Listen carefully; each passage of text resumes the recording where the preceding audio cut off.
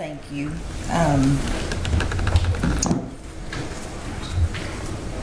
I hate to be here too, but now that I am, I'm going to do my best to read this.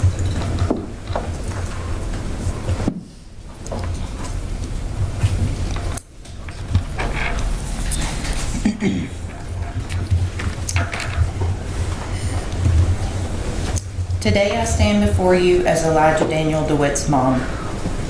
Being Elijah and Delaney's mom is the greatest title I have ever achieved in my life.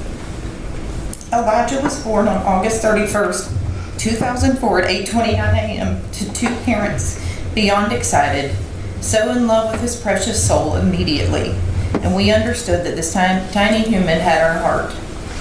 28 months later, we had Delaney.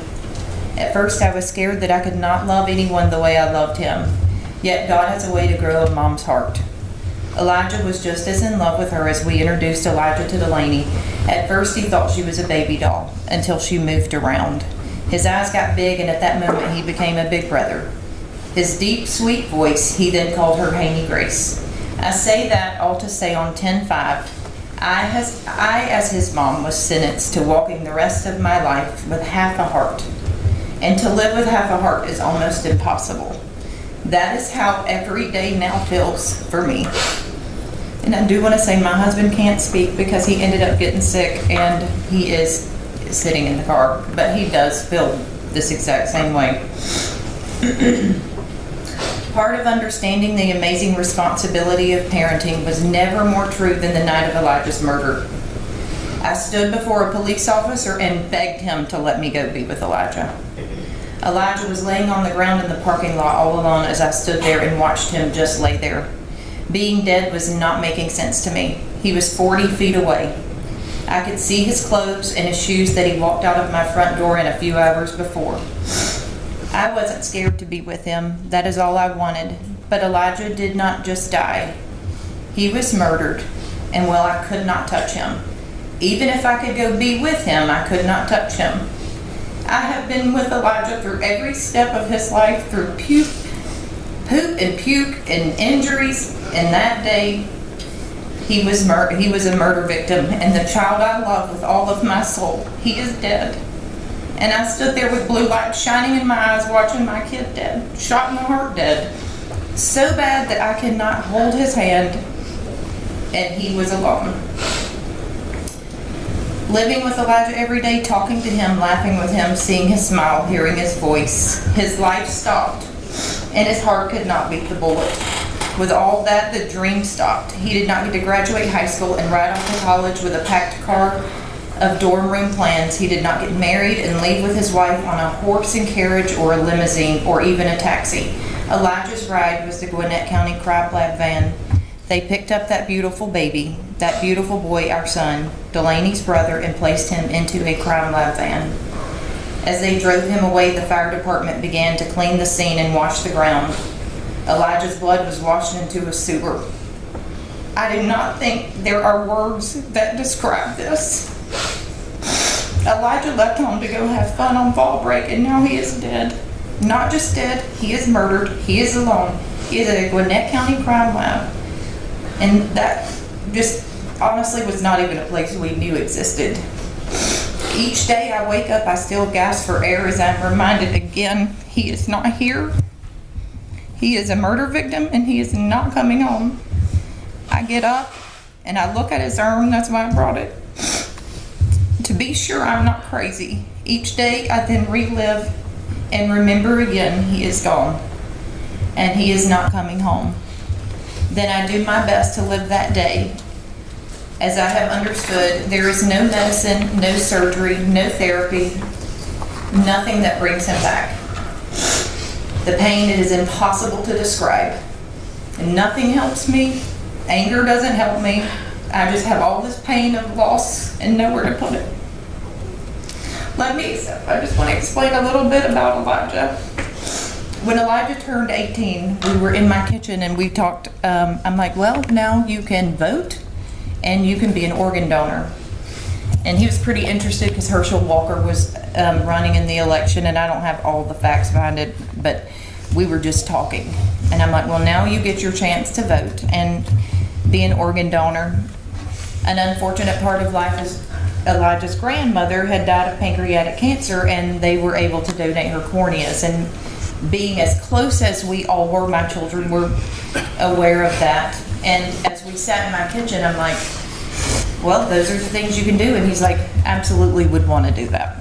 So not only did he continue to inspire and live even after he was dead, he was willing to give up parts of him for someone else. And one of the statements that came to my mind is that that Elijah understood if you could help even after death, this is a good thing, and that is what he did. So I'd like to give him credit for that, because that was not my decision. And God has a funny way of making conversations happen when you have no idea why.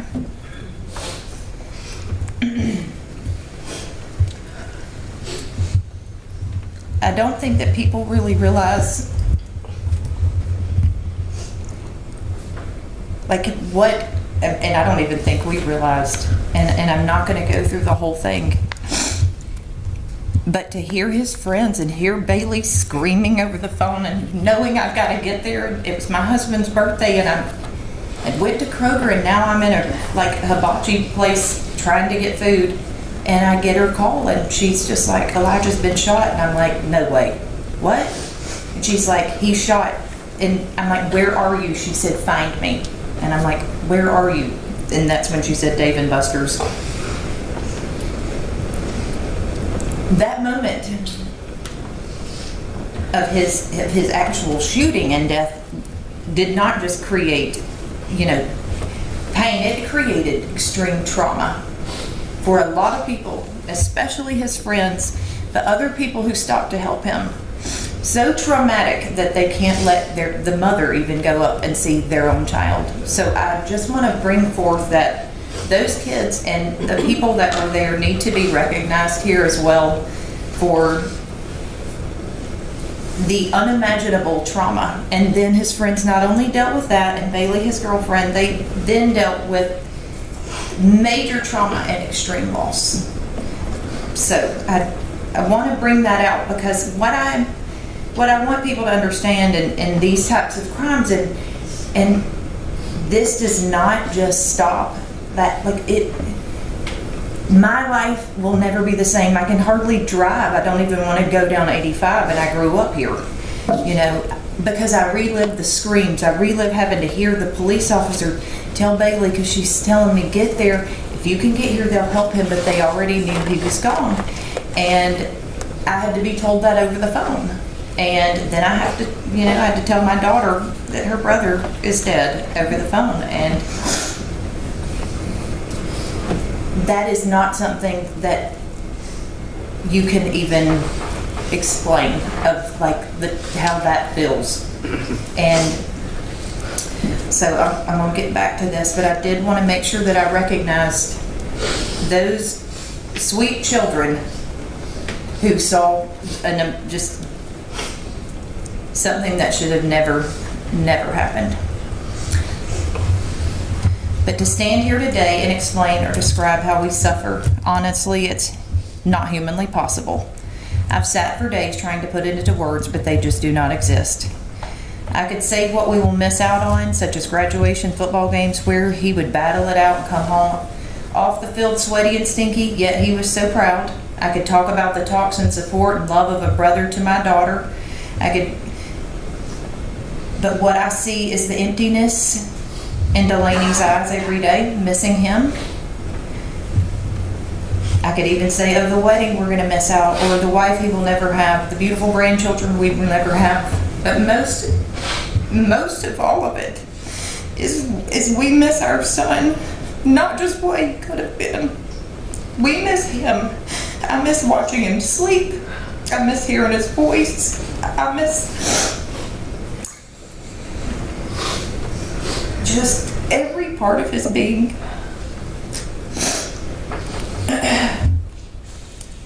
I do want to show what I have physically left of him. Elijah was 6'2", 190 pounds, blonde-headed.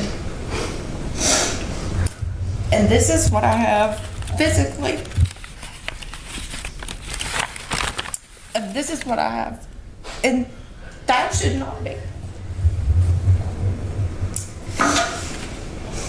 I will say this tragedy, the darkness in this even makes the light sad.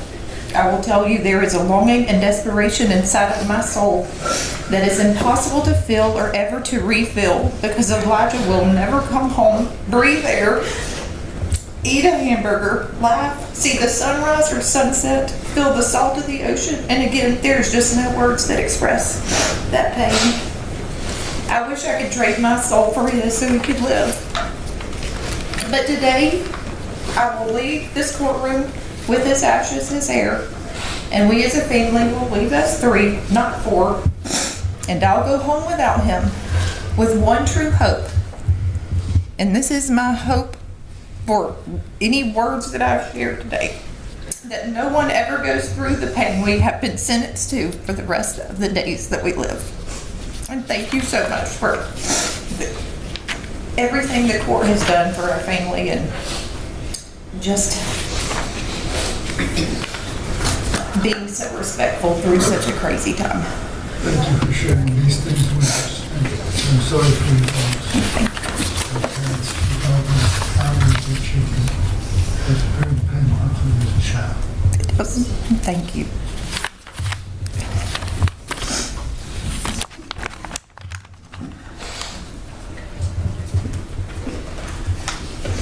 Your Honor, next, the state would call Beverly Somerset.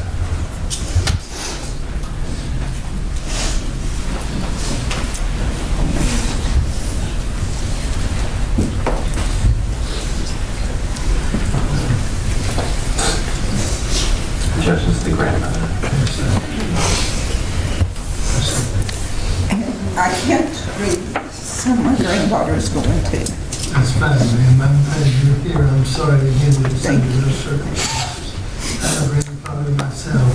I can't fully appreciate what you're going through. Thank you so much. I know it's tough. Yeah. Oh, Elijah was my cousin. I'm the oldest out of all of our cousins, so I obviously watched him grow up as far as he got.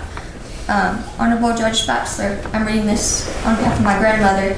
My name is Beverly Somerset. I'm the grandmother of Elijah DeWitt and mother of Dom DeWitt, as well as my other daughters, sons in love, and grandchildren and great-grandchildren. I have 8 grandchildren, 2 grandsons in love, 1 granddaughter in love, and Elijah is one of them.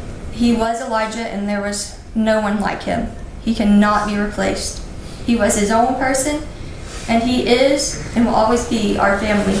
He was generous and would help anyone in need. He had a sense of humor.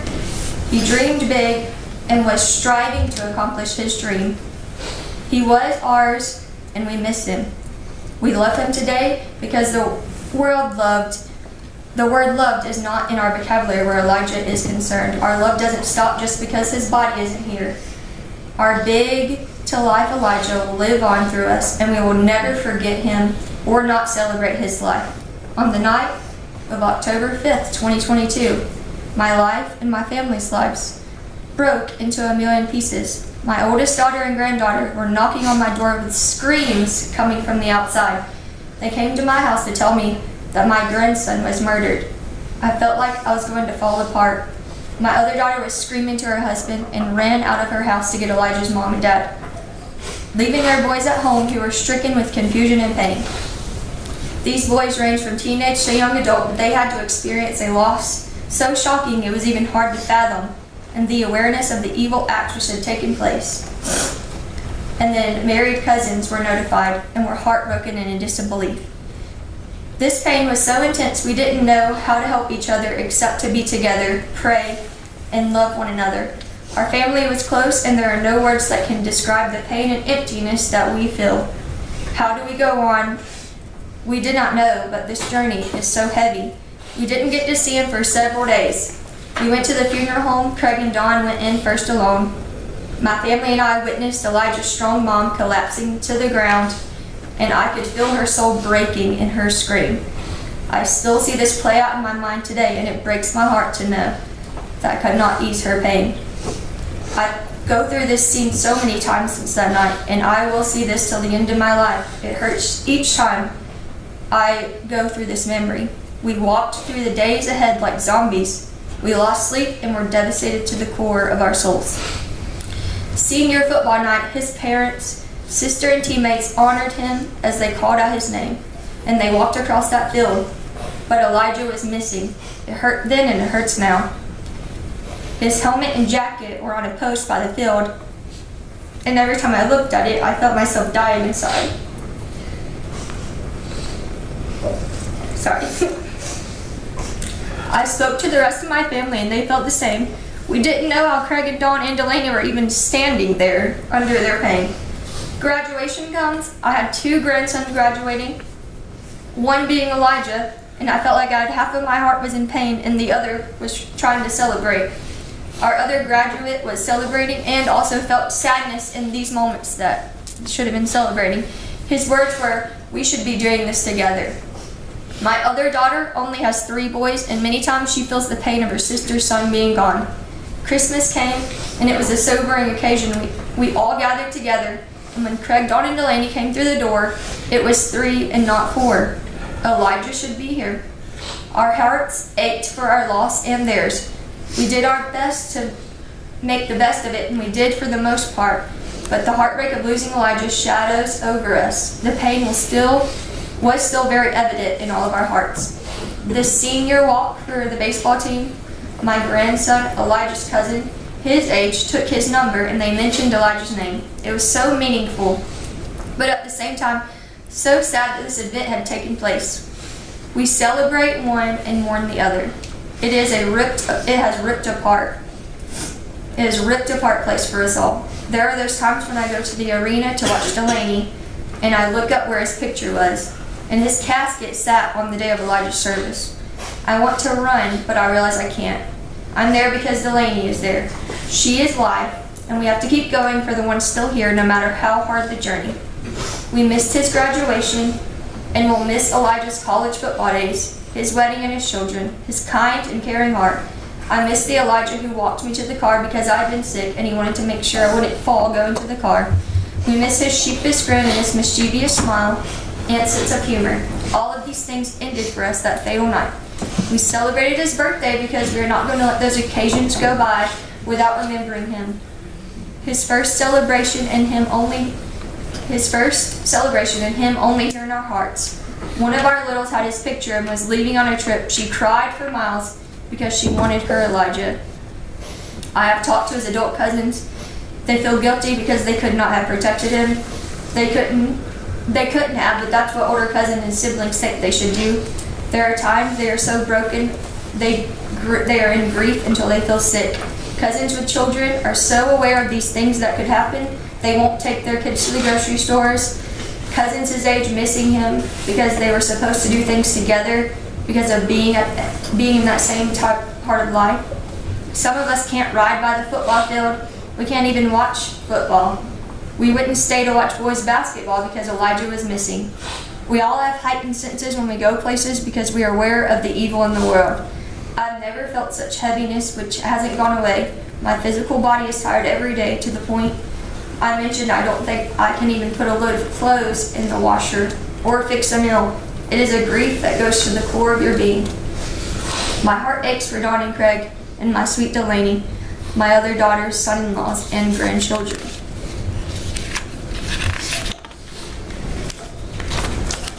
I lost my daughter, and her sisters lost their sister in a sense. She is different, and who wouldn't have been losing their only son so tragically? They had talked to each other for the past 18 years about their boys and what they were doing. You can't go through such devastating heartbreak and be the same. This journey is not what we have signed up for. It was so unexpected. We talked to each other. We all have the same thoughts. I think many times this didn't happen, and it's not real. And then reality sets in. Elijah was murdered, and it hits you again like a 5-ton of bricks and falls on your head. A piece of our family is missing, and you just go on as before because our family circle is broken, a brokenness only someone who has experienced this can know. You can tell people all day long, but unless they have been through this situation, they cannot know. There's a shadow over us when we are together as a family. Elijah's absence is always with us, and we can never shake it. Family gatherings are not the same and have not been. It is painful. We lost more than just Elijah. Our family dynamics changed, but our love for one another is the same. This has taken us all down physically and mentally. We all have our times of just devastating pain that we can't shake. We lost our Elijah, but in some ways we all lost ourselves. I could go on forever and tell you all our family's heartbreak and how this changed each and every one of us. Every day we carry the heaviness and sorrow of that night. His aunts, uncles, and cousins broke that night, and we still carry the brokenness today. The unbearable pain affects each and one of us physically, mentally, and how we see the world. His mom and dad and sister carry the heartaches heavier than we do. Each holiday, birthday, and family celebration just intensifies the pain and loss of Elijah not being with us. A big gaping hole was left inside us all. On the fatal night of October 5th, 2022, we lost Elijah, and something died in all of us. Thank you. Thank you for sharing those things with me. It's obvious that Elijah Daniel DeWitt was a loving and wonderful son, and a loving and wonderful grandson, and brother, and his loss is a tragedy. Yes, it is. Thank you so much. Next, Your Honor, I'd like to invite Mr. David Horn.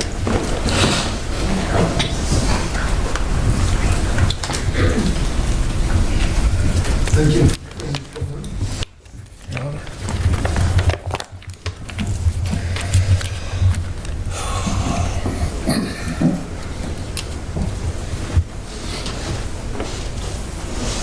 October 5th, 2022 is a day that will never be forgotten by myself and so many others, because on that day, Elijah DeWitt was taken from us.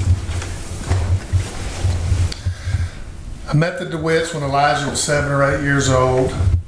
He and my son were playing all-star baseball together over the summer. I coached youth football at the time. And as I watched Elijah dominate on the baseball field, I could not help but think what he could do on the football field. I spent the rest of that summer recruiting the DeWitts to my football team. I knew he was such a great athlete, the other team would want him on their team, so I made Craig my trainer, ensuring Elijah would be on my football team. For the next 5, 6, 7 years, I had a front row seat watching Elijah dominate on the football field. He competed with vigor and passion. Typically, when a young kid is that good, they make it all about themselves. That wasn't the case with Elijah. He wanted to see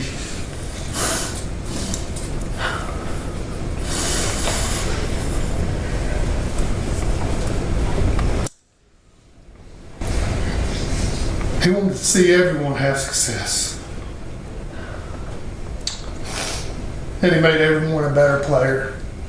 He was selfless, but he was not scared to be in the spotlight at crucial times in the ball game. He had an unmatched work ethic. He was tough as nails, fearless, but he also had a soft side. Compassionate, caring, and a great smile. The DeWitts bought a house behind ours. When Elijah was young. That is when Elijah, my son, and another neighborhood boy struck up a friendship. They were always together. Best friends, thick as thieves. They did everything together. From playing in the woods, spending the night with each other, going to camp. A true old-fashioned friendship.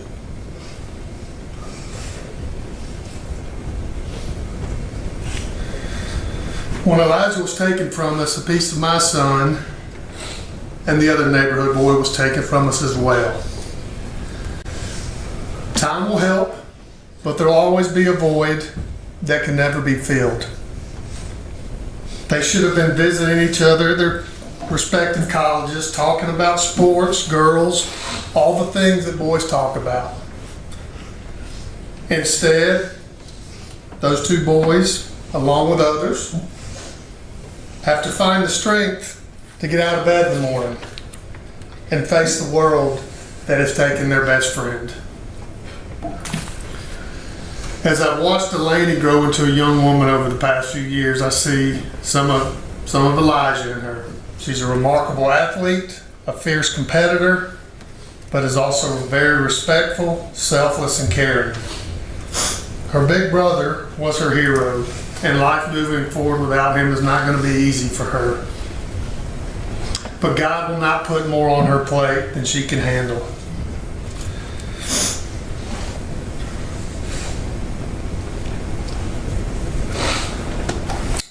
You always have two big brothers in that cul-de-sac. And you'll always have Elijah in your heart looking down and protecting you. The DeWitt family has endured unspeakable pain. But through their faith, they have been able to work through it. Things like this test one's faith, and the DeWitts have not wavered. The DeWitt's courage through all of this has been a beacon for the rest of our community. The coming days, months, years will present many challenges for the DeWitt family and the Jefferson community. But together, and with Elijah's light shining down on us, we will endure. Thank you, Your Honor. Thank you, sir. Your Honor, that we all agree this is from the same reserve. Again, I appreciate all those nine people coming down and sharing their feelings with me. Which did you have something that you wish to present and ask Mr. Richardson? Yes, Your Honor. We have three people who want to speak. Yes, sir. First would be Damon Richardson, Mr. Chandler Richardson's dad. Please.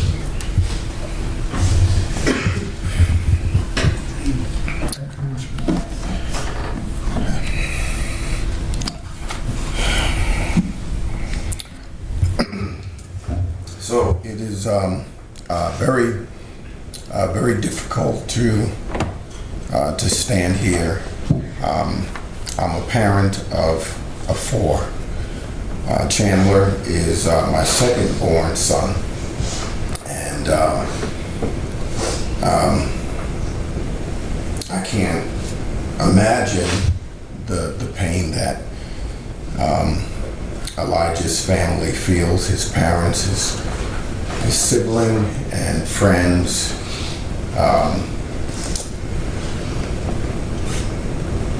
Our heart is rented and torn, and for his family, for their loss and their grief, I can't imagine that. I have lost a sister, and so I know what that kind of pain feels like. I also feel, as a father, another burden of grief and pain. To know that my son was involved in this heinous crime, and none of that prevents me as a father from loving my son and from regret that my son's life has been significantly impacted to such a degree that he will spend a lifetime of incarceration. That's not the same kind of pain as the DeWitt family feels, because they won't have visitations, and they won't be able to see him again. And so there's wrestling inside of me that feels almost a sense of guilt, because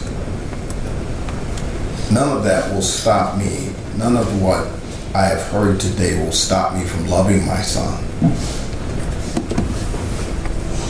It pains me that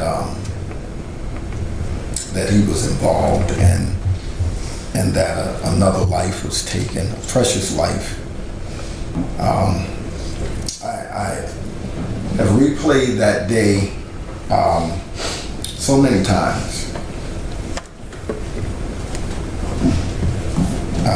I remember where we were, and my wife and I were with some friends, and I remember it coming on the news, and it caught my attention because from time to time I would play pool at that Dave & Buster's, and I would have never imagined in a million years that that my son would have been involved.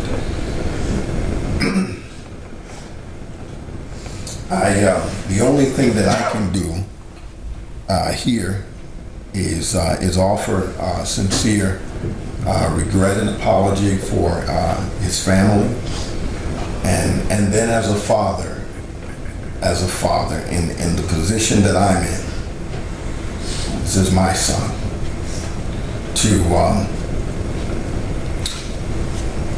ask for the court's mercy, not because he deserves it, but because he's young, and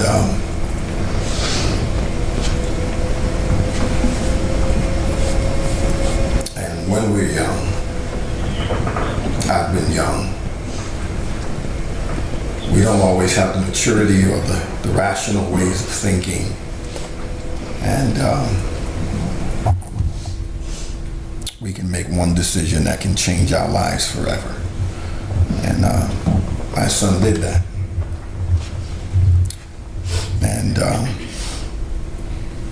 And so as a human, as a man, as a father,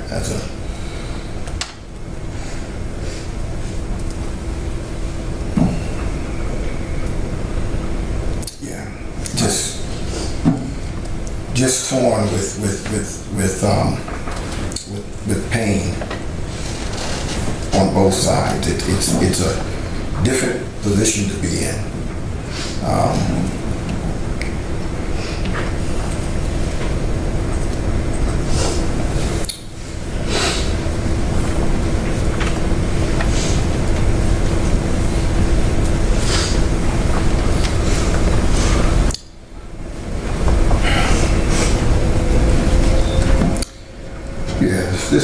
This is probably the most difficult day in my life, and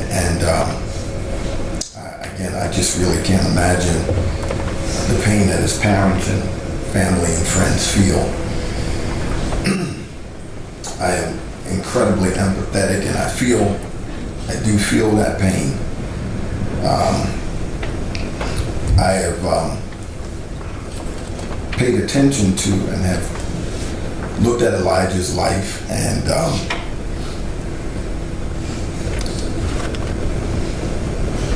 he should have the opportunity to be here today.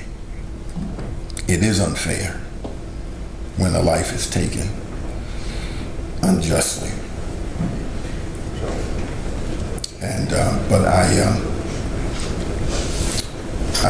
do believe that my son will take responsibility, and that he will pay his debt to society. I just stand here also as a father pleading that the court would be merciful to him and consider the possibility of parole,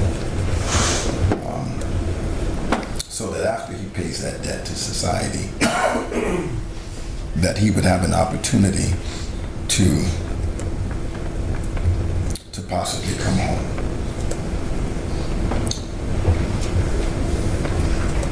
That sounds selfish in a position that I have to stand in. But I have to stand in this position as a father who has unconditional love for his son and for all of my children. They can displease me. They can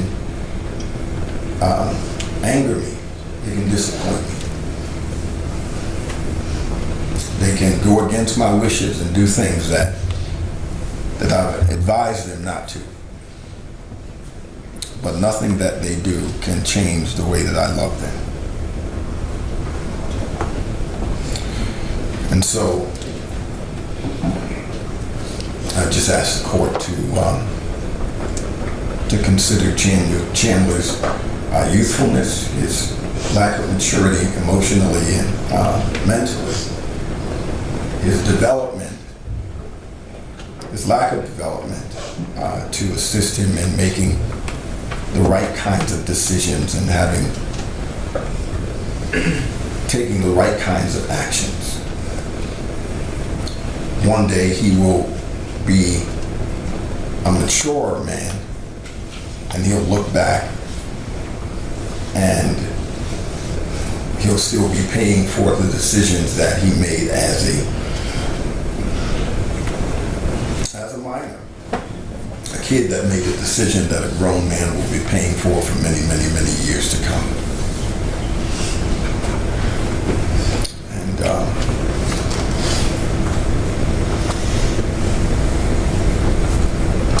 that's it. Thank you, sir.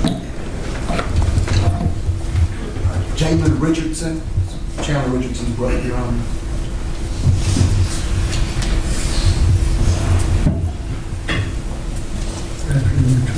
Good afternoon, Your Honor.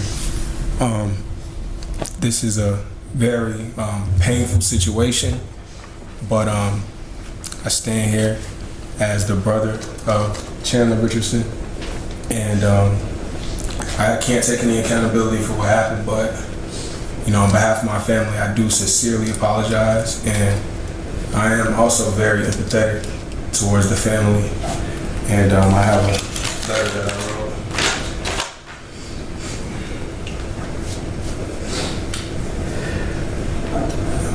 I can only offer my condolences, and I understand that the situation is severe, but I do not believe that Chandler Richardson deserves to be an example of what happens in our urban communities. I also would like to apologize for my absence in his life. I believe it has been a detrimental factor to the most recent tragedy. I had the opportunity to serve in the United States Marine Corps overseas in Okinawa, Japan. Shortly before I returned home to greet my brother with love, direction, and purpose to lead as an older brother, we all fell victim to this unfortunate event. I ask that you will see this young man as the transformed individual that he is. I ask that you will allow the guidance of God, myself, my parents, members of my family, and my two praying grandmothers the opportunity of seeing Chandler Richardson have a hand in shaping society to display a better tomorrow.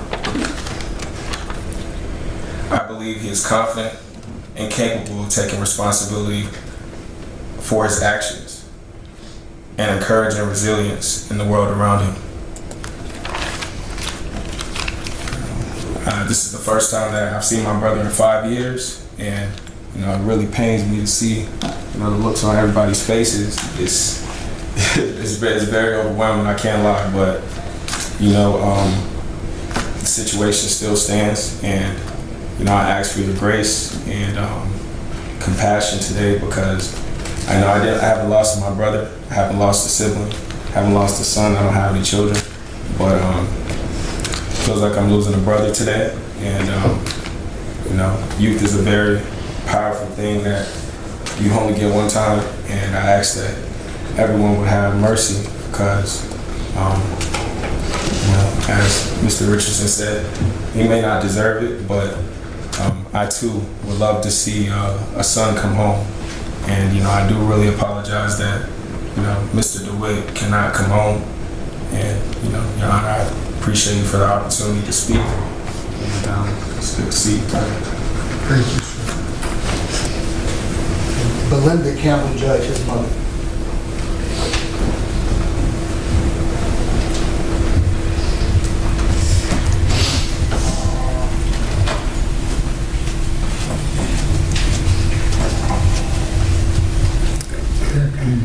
Good evening, everyone. Thank you for this opportunity, Judge. I wasn't prepared to speak. I didn't know I was going to be asked, and I didn't have anything prepared. But I said in my heart that I was going to come and just speak from my heart, because that's all I have. Even if I had written it down, it would have come from my heart. So, yes. So, my condolences to the family and the loss, of their son and their friend, their brother, grandson.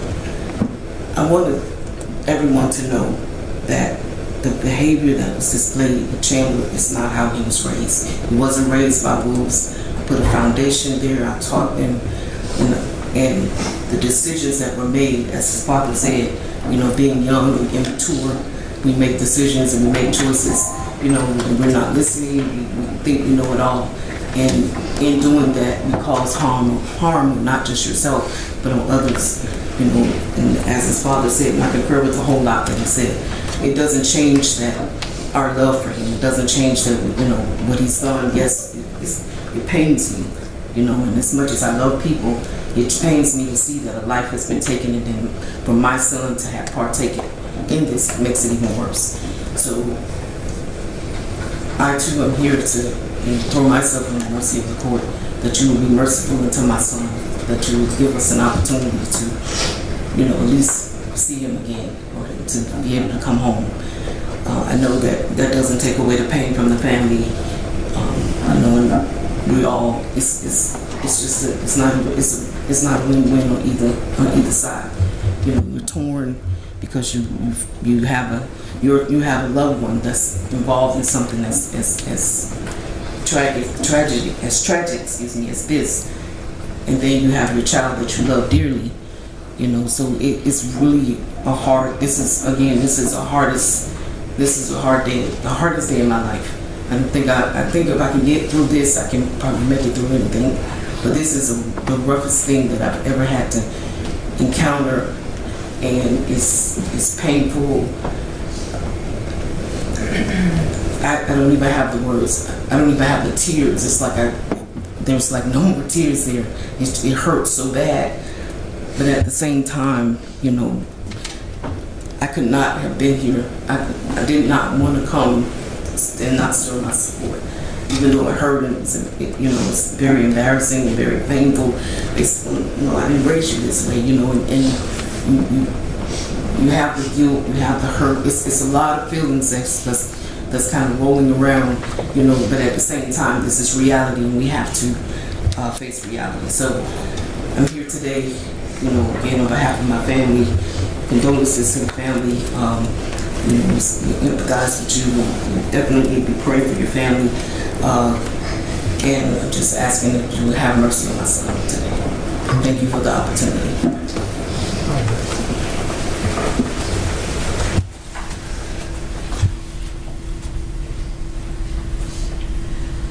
On behalf of Mr. Bryant, is there any evidence you wish to present? No, Your Honor. Okay. Before I sentence these two young men, I want to give each of them an opportunity to address the court. I'll start with Mr. Richardson, if he wishes to speak.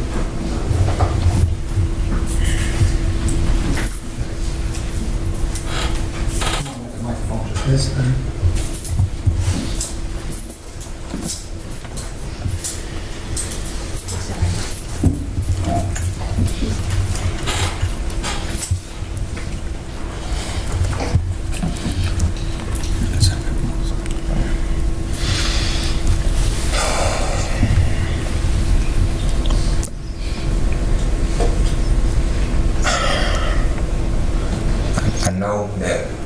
Whatever I might say up here today is not going to change anything that I took part in.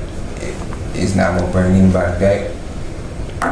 And it's tragic, and I'm really lost for words. And I apologize to the family. I want to just give my condolences and just ask for the mercy from you, Judge. Just at least give me the chance to see home, see outside again. Just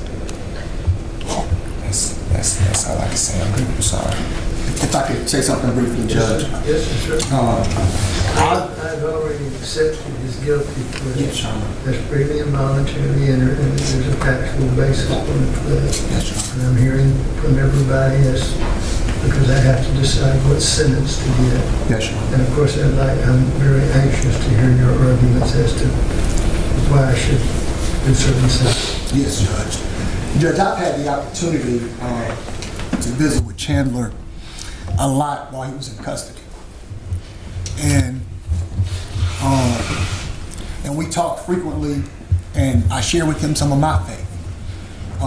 He asked me, why do you, we just talk casually, why do you do the job you do? It's not an easy job being a criminal defense attorney. It's not an easy job sitting in the courtroom defending somebody who's done something that's caused somebody so much pain. I'm a father too. Marlon, Michael Jr., and Maverick.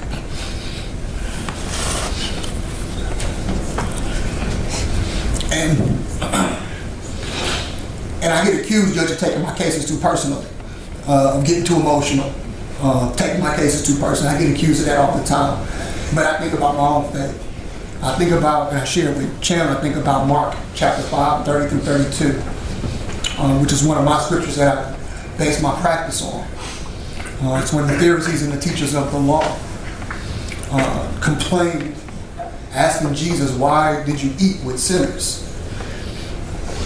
And he responded, it is not the healthy who need a doctor, but the sick. I have not come to call the righteous, but I've come to call the sinners to repentance. And so you don't need redemption if you've never been lost. You don't need a doctor if you've never been sick. You don't need help if you've never been helpless. You don't need a second chance if you've never done something wrong. There would be no me as a criminal defense lawyer if everybody in our society was righteous and did the right things all of the time. But when I think about the courts, what the court looks at when imposing a sentence, and looking at what's sufficient but not greater than necessary, considering the nature and circumstances of the offense, the history and characteristics of the defendant. Before this incident, Mr. Richardson had never been convicted or done anything violent before in his life. He had never been convicted of a crime before the judge. He had no prior criminal convictions, no prior violent criminal convictions. And I think that shows, when you think about the characteristics of the individual, it shows that this is not somebody who was a habitual violent offender, somebody who was robbing people and killing people and doing things over and over again. It really shows that this was a child, a 19-year-old child, who just turned 19, who made a grave mistake and has come before this court taking full responsibility in a non-negotiated plea, not knowing what this court will do. But it said, as he said on the phone to his father, as the state pointed out, I am here because of what I did. I did it. He's come before this court to say, I'm not going to put this court through a trial. I'm not going to put this family through more trauma and more tragedy by having them sit through a trial and go through all of the evidence and having a jury here. But I'm going to take responsibility and ask the court for some mercy based upon what I did, what I know I did, what I've accepted responsibility for. And when your Honor is looking at those factors, you look at whether or not you've got to do something to promote respect for the law, adequate deterrence, protect the public, provide the defendant with some needed rehabilitation. While Mr. Richardson was incarcerated, and the DA prosecuting attorney asked him, what's your highest level of education? He said, got a GED. He got that GED, Judge, while he was incarcerated, making productive time while he was behind bars, awaiting this moment in court. And I knew he wouldn't be, I wanted him to express himself, but he told me, he said, Mr. Sterling, I'm not as articulate, at expressing my emotions. And I said to him, but your actions will speak loudly for you. If you take responsibility, if you do the right thing, and say, I did it, I was wrong, and I'm asking the court for some mercy, I think those actions speak loud, Judge. And that's what he's done here today. And he's told me that he's going to have to live with the pain of the life he took. This is a tragedy, Judge. Make no mistake about it. I am not a monster. regardless of what people may think, I'm not a monster. I'm a father, I'm a son, and I understand the pain this family has gone through. I've been on almost every side of what this family has experienced. I've been on the side of a grieving loved one. I've sat with a mother who lost her child. I've been a prosecutor prosecuting cases where people lost their children. And now I'm on the side of the accused. And I've always made sure to carry the same torch. That's the torch of justice, torch of truth, trying to do what's right by the law. Chandler's told me that he's going to wake up every day with the pain, the remorse, the regret, knowing that his sorry will never be sufficient enough, knowing that his apologies will never be adequate enough, and knowing that he's going to have to work every single day to try to find some redemption. And I go back to my scripture, Judge. It's not the righteous, but the sinners who need repentance. And that's what he's come to do, to confess, to repent, and ask this court to sentence him to life with the possibility of parole. And as for the consecutive 5-year, Judge, we would ask that you suspend that so that he does have the possibility of parole, knowing that that life sentence, even with the possibility of parole, means that he won't even have the possibility of seeing the outside until 30 years from now. And he was only 19 when he committed the offense, Judge. He's only 20 now. It'll be longer than he's been alive so far. So we would ask that Your Honor sentence him to life with the possibility of parole. Thank you, Judge. Thank you.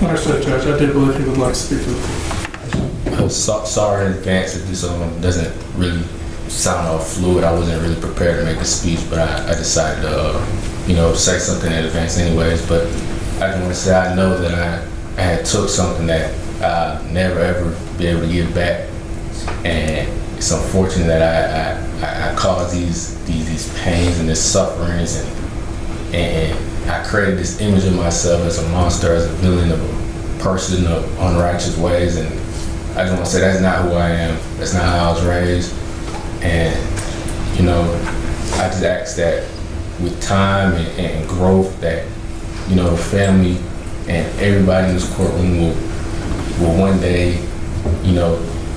give me an opportunity to right my wrongs and prove to the world, prove to y'all who I really am, who I'm supposed to be, and who I'm capable of being. And I just want to say, I know that the family probably doesn't want to hear sorry, or sorry's not going to fix anything, but for whatever it's worth, I just want to say my condolences and may his soul rest in peace. And this was never my intentions to have an event turn out to be like this at all, by any means.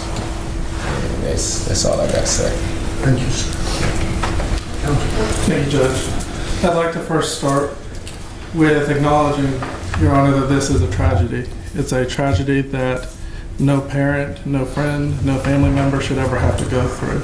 And there's nothing I can say, there's nothing that I would say that would diminish that fact. My deepest condolences to the family, friends, and the parents of Elijah. I have a son, and I can't imagine the pain. I can't imagine the pain that they're going through. Your Honor, this started with self-preservation. When my client spoke with law enforcement, he gave a story that was inconsistent with the facts in this case. Since then, he has decided to take responsibility for his actions. He's decided to try to improve to the best of his ability his life going forward. I will say, Your Honor, that this is not who my client is. He was raised by a good family. His past is the greatest example of who he is. He graduated early from Collins High School, having never been in trouble, and he has no criminal history. This was a bad decision. It was a horrible decision that greatly has altered his life. Your Honor, we are asking that the court sentence him on count 2 to life with the possibility of parole, and on count 4 the 5 years to be suspended. Thank you. Thank you. Is there anything from the state? Yes, Judge. If I might, just briefly. There are a number of people that have characterized